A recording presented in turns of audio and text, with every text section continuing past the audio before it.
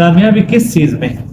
تو تبلیغ کے اندر بھی سب سے زیادہ یہ بات کہی جاتی ہے، اور مجھے تبلیغ میں جو سب سے زیادہ جس چیز سے فائدہ ہوا ہے وہ ہے کامیابی اللہ کے حکموں میں، حضور صلی اللہ علیہ وسلم کے طریقوں میں۔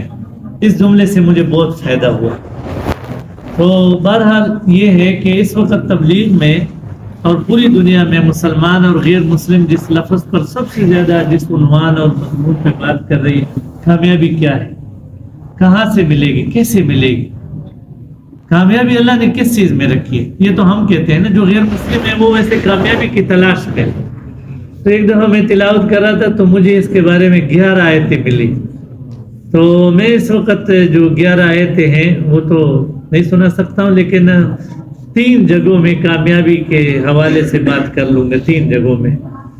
ایک آخر میں تشکیل کے طور پہ ہو جائے گی، وَلْتَكُن مِّنكُمْ أُمَّةٌ يَدْعُونَ إِلَى الْخَيْرِ وَيَأْمُرُونَ بِالْمَعْرُوفِ وَيَنْهَوْنَ عَنِ الْمُنكَرِ وَأُولَٰئِكَ هُمُ الْمُفْلِحُونَ۔ اب یہ آیت سیکھیں گے نا تو حضور صلی اللہ علیہ وسلم فرمائے 100 رکعت نوافل سے بہتر ہے۔ ایک دوسرے جو ہے کامیابی سورہ بقرہ کی ابتدائی آیات 5 آیات ہے، تو 5ویں آیت میں فرمایا اولئک علی ھدی من ربہم واولئک ھم المفلحون۔ تو یہ 5 آیتیں سیکھیں گے 500 رکعت ہو جائیں گے، تو 600 ہو گئے۔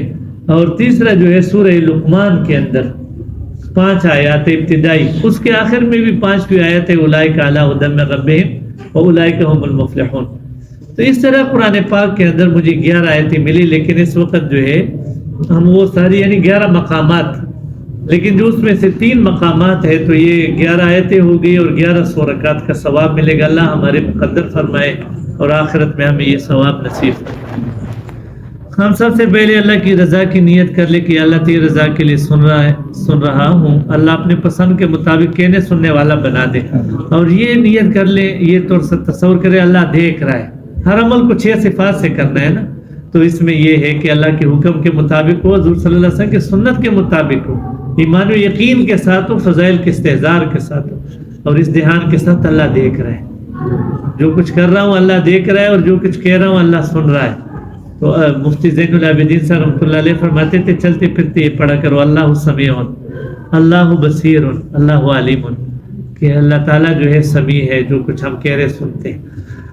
تو میں عرض یہ کر رہا تھا کہ کامیابی کیا ہے، کیسے ملے گی؟